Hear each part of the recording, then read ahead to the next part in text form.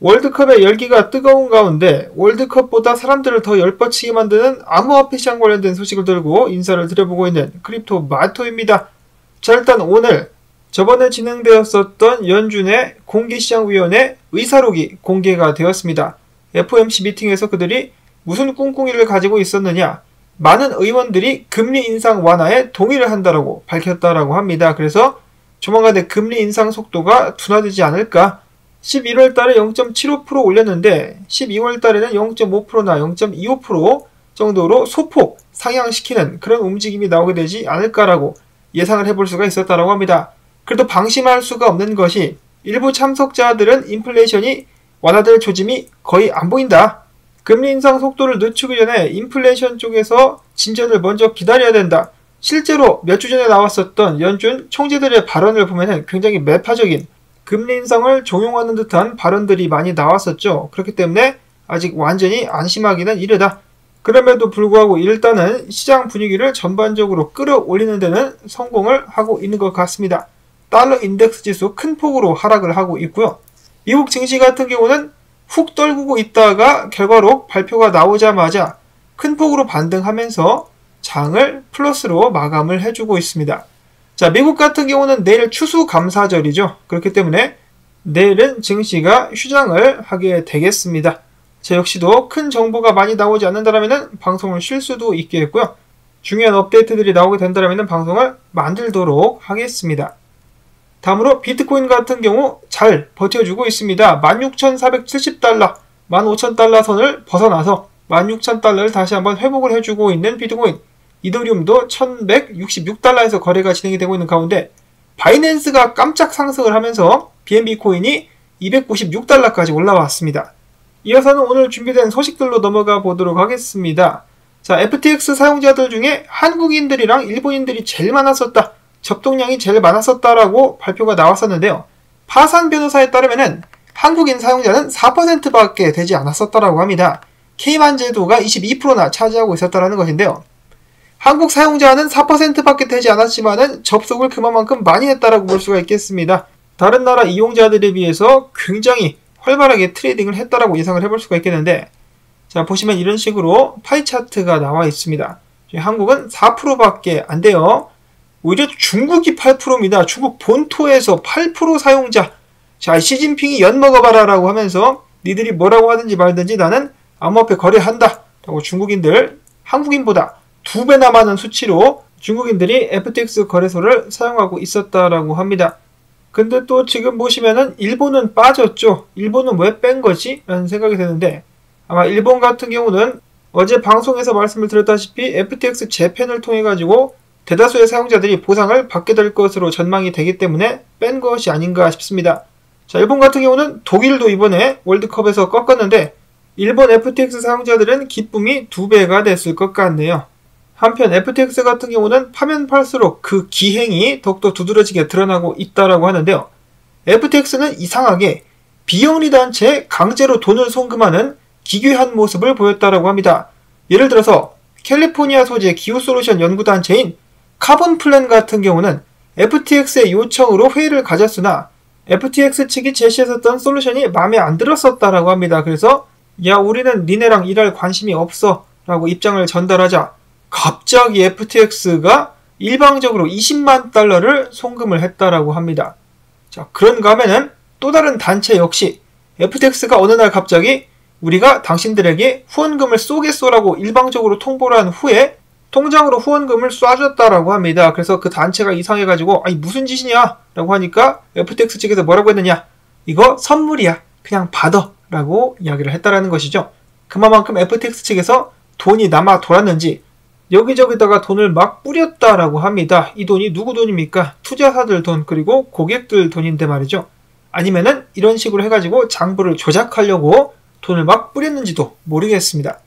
샘 뱅크마니는 직원들에게 편지를 보내갖고 이야기하기를 대출금을 사적으로 이용하지 않았다. 나는 가족과 같은 직원들을 잃었다. 나는 얼어붙었고 아무 말도 못했다라고 하면서 대놓고 구라를 쳤다라고 합니다. 직원들이 얼마나 화가 나겠습니까? 돈 삥땅 쳐가지고 집 사고 난리친 거 다 알고 있는데 이제 와서 대놓고 거짓말을 하고 있습니다. 잡히면 뒤진다 라는 생각을 하고 있지 않을까. 그런가 하면은 샘 뱅크만의 펜트하우스에 샘 뱅크만 아버지와 어머니가 놀러와가지고 함께 노가리 까고 있는 장면이 또 포착이 돼가지고 논란이 되고 있습니다. 여유있게 룰루랄라 신나게 누군지 모르겠지만 FTX 티셔츠 아직도 입고 있어요. 지금 우리들 약 올리는 건가? 돈도 삥땅 쳐가지고 많이 쓸 텐데 굳이 FTX 티셔츠를 입고 있는 이유는 무엇인가? 그 다음으로는 샘 뱅크만이 아버지라고 하는데요. 남의 돈 훔친 자식 덕분에 바하마에 수십억 달러대의 이 부동산을 소유하게 되었습니다. 나쁜 놈들. 자, 이런 상황에서 웬일로 엘리자베스 워렌이 FTX 경영진이 이번 사태와 관련해가지고 법이 허용하는 범위에 대해서 책임을 져야 된다고 촉구를 했다라고 하는데, 자, 말로만 이렇게 아가리를 털고 있는 것인가, 아니면 정말로 강경하게 FTX에 항의를 할 것인가, 그들을 벌하기 위해서 나설 것인가 지켜봐야 될 것 같은데, 이 양반이랑 엘리자베스 워렌이 또 절친 아니겠습니까? 굉장히 친한 관계를 가지고 있기 때문에 쇼를 하는 것일 수도 있다라는 생각이 많이 듭니다. 노보그라츠는 이야기하기를 샘 뱅크만이 아직도 바하마를 자유롭게 활보하고 있다는 것이 놀랍다라고 이야기를 했습니다. 수백억 달러치 사기를 쳐놓고 이 금융사기범이 자유롭게 활보를 한다. 굉장히 부자연스럽죠. 토네이도 캐시 개발자 같은 경우는 남의 돈을 훔치지도 않았는데 암호화폐를 믹싱하는 토네이도 캐시를 개발했다는 이유 하나만으로 바로 깜빵으로 들어갔는데, 샘 뱅크만이랑 캐롤라인 앨리스는 수십억 달러를 헤쳐먹어도 자유롭게 거리를 활보하면서 세상을 만끽하며 즐기고 있다. 말이 안 된다라는 것이겠죠. 한편 터키 같은 경우, 튀르키예 같은 경우는 어떤 방식인지는 모르겠지만 샘 뱅크만의 자산을 좀 압류하기도 했었다라고 합니다. 그 뺏은 거 피해자들에게 꼭 돌려줘야 될 것 같고요.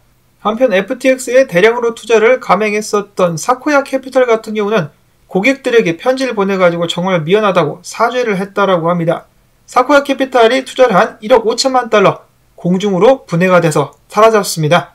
사코야 캐피털 같은 경우도 아마추어가 아니죠. 구글과 애플, 에어비앤비에 초기에 투자를 했었던 굉장히 유능한 투자 회사라고 볼 수가 있겠는데, FTX와 샘 뱅크만에게는 홀딱 속아서 넘어가 버렸다는 것입니다. 에이크. 그리고 이어서 제가 방송을 녹화 도중에 새로운 소식이 나왔나 잠깐 살펴봤더니 비트코인 아카이브가 이야기하기를 샘 뱅크만이가 이렇게 밝혔다라고 하네요. 내가 FTX 파산 관련된 서류에 사인을 하자마자 수백만 달러 상당의 펀딩이 들어왔었다. 거짓말 같은데 그걸 왜 이제야 말해? 그랬더니 이를 인용하면서 샘 뱅크만 이야기하기를 다음 주에 뉴욕타임즈가 주최하는 컨퍼런스에 자기가 참석을 해가지고 이에 대해서 토론을 하겠다라고 밝혔습니다. 많은 사람들이 어안이 벙벙해가지고 이거 지금 농담하는 것인가? 수백만 달러를 먹튀한 놈이 유유히 미국에 들어와가지고 컨퍼런스에 참석을 하겠다? 아니면 혹은 온라인으로 해당 세션을 진행하게 될 수도 있겠습니다만, FTX에 관련된 여러가지 비리들이 밝혀지고 있는 가운데 이렇게 두껍게 얼굴을 하고 나와가지고 이런 식으로 발언을 할 수 있다는 것, 세션에 참여를 할 수 있다는 것 자체가 놀랍습니다. 보통 사람은 확실히 아니다. 이 또라이도 이런 또라이가 없다. 법 위에 사는 놈답다 라는 생각이 듭니다. 앞으로 얼마나 더 많은 괴상한 일들이 암호화폐 시장에 발생하게 될 것인가, 여러분들이 무엇을 상상하시든 그 이상이 될 듯 합니다. 자, 그 다음으로 한국 이 암호화폐 세금 관련해가지고 많은 분들이 문의를 주시는데요. 관련 기사가 또 나왔습니다. 이거 제가 영상에서 다룰 수는 없고요. 이제 특정 당에 연관이 되어 있기 때문에 제가 다뤘다가는 욕을 좀 많이 먹을 것 같아가지고 링크를 따로 남겨드리도록 하겠습니다. 관심 있으신 분들께서는 읽어보실 수 있기를 바랍니다. 다음 소식으로 넘어가가지고 FTX 때문에 제네시스 트레이딩이 위기를 겪고 있는 가운데 제네시스 트레이딩으로부터 자금 조달을 받으려고 했었던 미국의 코인 ATM 업체 코인클라우드 역시 부채 문제 때문에 위기에 놓였다라고 하네요. 이거 해결 못하면은 얘네들도 파산 위기에 놓일 수 있겠다라는 생각이 들고요. 자, 그 다음에 영국의 은행인 스탈링뱅크가 암호화폐 거래 금지를 발표했습니다. 이외에 많은 여러 영국계 은행들이 암호화폐 업체로의 송금을 막는다라는 발표를 하고 있다라고 하네요. 여러가지로 공격을 받고 있는 암호화폐 시장, 그리고 미국의 뉴욕주 같은 경우도 계속해서 암호화폐를 압박하고 있다라고 하는데요. 앞으로 2년간 신규로 채굴장 허가를 내주지 않을 것이라고 합니다. 화석연료를 사용하는 채굴장에 한해서 신규 허가를 내주지 않을 것이다라고 이야기를 하는데, 자, 고지곳대로 믿기는 좀 힘들죠. 자, 아무튼 암호화폐 업계는 강력하게 반대를 했었으나 아무런 소용이 없었다라고 하네요. 지금까지 어떤 산업도 에너지 사용 때문에 이렇게 소외된 경우는 없었다라고 하지만은 미국 뉴욕주 같은 경우는 여전히 암호화폐를 공격하고 있는 상황. 또한 뉴욕주 법무장관 같은 경우는 퇴직연금에 암호화폐를 추가하는 것을 금지하는 법안을 제안했다라고 합니다. 그는 말하기를 퇴직연금은 장기적으로 보호가 되어야 되는데 암호화폐는 변동성과 가치가 평가 불확성이 크며 사기에 연루될 가능성도 높다라면서 FTX 핑계를 또 댔다라고 하네요. 참고로 기존의 401k도 작년에 대비해서 24% 정도 가치가 하락했다라는 기사가 나왔었는데 비트코인이 더 큰 폭으로 하락한 것은 맞습니다. 근데 전체적인 그림으로 봤을 때 비트코인이 변동성이 크긴 하지만 상승폭이 훨씬 더 높았다라는 것, 그런 점들 같은 경우는 전혀 무시를 하고 있는 상황. 암호화폐 하락장을 틈타가지고 이때다 싶어가지고 암호화폐 업계를 계속해서 압박을 해대고 있는데요. 한편 코인베이스 같은 경우는 기관들을 대상으로 암호화폐 겨울에 대해서 설문조사를 진행을 했다라고 합니다. 자, 기관 투자자 140명을 상대로 인터뷰를 진행한 것인데요. 놀랍게도 기관 투자자 중에 62%가 암호화폐 투자 비중을 올해 늘렸다라고 합니다. 그러면서 58%의 투자자가 향후 3년간 암호화폐로의 자산 배분 증가를 예정하고 있었으며 과반수의 투자자들 59%는 암호화폐를 장기 보유하는 존나존버 전략을 채택하고 있거나 채용할 예정이다라고 밝혔습니다. 지금 암호화폐 업계로의 엄청난 압박과 공포 분위기가 조장되고 있는 가운데 기관들은 오히려 암호화폐 투자 물량을 늘리고 있었다더라. 굉장히 눈여겨서 볼만한 데이터가 아닌가 싶습니다. 다음으로 해서 바이낸스의 CG 같은 경우는 이 자식이 요즘에 이상한 짓을 계속 한단 말이죠. FTX 사태 때도 그랬었지만 계속해서 다른 암호화폐 거래소들의 재정 상태를 들먹이면서 암호화폐 투자자들로 하여금 공포 분위기를 더욱더 자아내게 만들고 있습니다. 최근에 그는 코인베이스 관련된 억측을 했었다가 코인베이스가 200만 개 이상의 비트코인을 들고 있다는 것을 밝히자 바로 트윗을 삭제하는 그런 모습을 보였다라고 합니다. 짱펑짜오 이 자식 같은 경우도 업계 부흥에는 관심이 없고 지 제국 바이낸스를 세우는 데만 열중을 하고 있는 것이 아닌가. 정말 좀 안타깝습니다.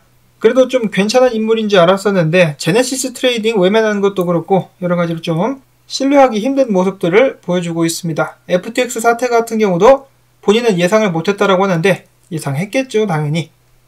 자, 다음으로는 이번에 하버드에서 경제에 관련된 논문인지를 발표하면서 어째서 중앙은행들은 비트코인을 보유해야 되는가에 대해서 설명을 했다라고 합니다. 중앙은행 양아치들은 이를 읽어보고 비트코인을 하루빨리 매수할 수 있기를 바랍니다. 자, 그 다음으로 엘살바도르에서 나온 소식. 드디어 엘살바도르의 화산 채굴에 관련된 채권을 출시하기 위해서 해당 법안을 소개할 준비가 되었다라고 합니다. 화산 채굴 채권 출시 기념으로다가 샌뱅크만을 엘살바도르의 화산에 분화구에 집어넣어버리는 그런 세레모니를 거행하면 얼마나 좋을까라는 생각을 해보고요.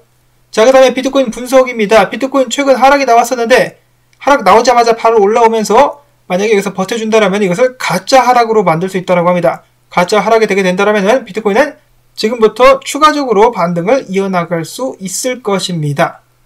자, 다음으로는 비트코인 주봉 기준으로다가 블리시 다이버전스가 나오고 있는데 과거에 이런 식으로 블리시 다이버전스가 나왔을 때 3주에 걸쳐가지고 비트코인 가격이 18,000달러에서 22,000달러까지 올랐었다라고 합니다. 이런 식의 다이버전스는 가격 움직임을 동반하기까지 시간이 좀 걸리기 때문에 지금은 인내해야 할 때다라고 닥터 프라핏이라는 분석가는 이야기를 했었고요. 그 다음에 머시텟이라는 분석가 같은 경우는 이런 식으로 역 헤드 앤 숄더 나와서 한번 올라왔는데 조정받은 다음에 추가적인 상승을 이어나갈 수 있을 것이다. 17,000달러까지 상승할 수 있을 것이다 라는 분석을 남겼습니다. 그 반면에 지금부터 비트코인의 하락을 예상하는 사람도 있었는데요. 여기는 이 저항을 깨면 모르겠지만 이 저항을 깰 수 없다. 16,700달러 위로 올라갈 수 없다라면 다시 16,153달러까지 내려오게 될 것이다 라는 이야기도 있었는데 여기까지 내려온다 할지라도 여기서 조정받고 다시 올라갈 수 있겠죠.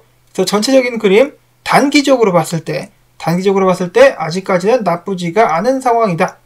이미 많이 떨어졌지만은 그래도 단기적으로는 반등할 수 있겠다. 이어서 LG 분석가 같은 경우는 비트코인 구간별로 봐라. 저항을 뚫느냐 뚫지 못하느냐에 따라 가지고 비트코인의 가격 범위를 예상할 수 있다라고 이야기를 했습니다. 그래서 가장 지금 중요한 저항 같은 경우는 17,000달러대, 이거를 뚫어야 지속적인 상승, 아니라면은 다시 16,000달러 초반 혹은 15,000달러 후반대까지 떨어질 수 있다라는 것이죠. 계속해서 상황을 지켜봐야 될 것 같고, 자, 이런 과정 속에서 라이트코인 날아다니고 있습니다. 비트코인 사토시 차트인데 라이트코인 부쩍 솟아오른 메로나가 보여지고 있네요. 라이트코인 같은 경우는 8개월 후에 3차 반감기가 온다고 합니다.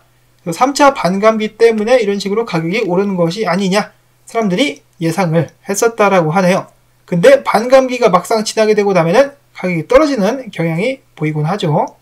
차트 패턴상으로 봤을 때는 과거와 비슷한 모습이 연출이 되고 있다라고 하는데요. 과거와 똑같이 간다 그러면 지금부터 추가적인 상승을 기대할 수 있을 것이다 라고 하네요. 비트코인이 크게 떨어지지만 않는다면 지속적인 상승을 기대해 볼 수도 있지 않을까. 자, 그 반면에 이더리움 같은 경우는 지금 좀 상승을 하긴 했는데 그와 동시에 숏이 굉장히 많이 쌓이고 있는 상황이라고 합니다. 운명의 순간 비트코인과 이더리움은 정을 뚫고 지속적인 반등을 이어갈 수 있을 것인가, 아니면은 다시 한번 꼬꾸라지고 말 것인가. 달러 인덱스 지수는 크게 떨어지고 미국 증시는 상승하면서 비트코인의 반등을 도우려는 듯한 모습이 보여지고 있는데, 아직까지 암호화폐 업계는 제네시스 트레이딩 등 잠재적인 악재 요소가 남아있는 상황입니다. 마지막으로 이런 가운데서 미국 같은 경우는 우크라이나에 무기를 지원한다라면서 4억 달러를 또 추가로 보낸다라고 하네요.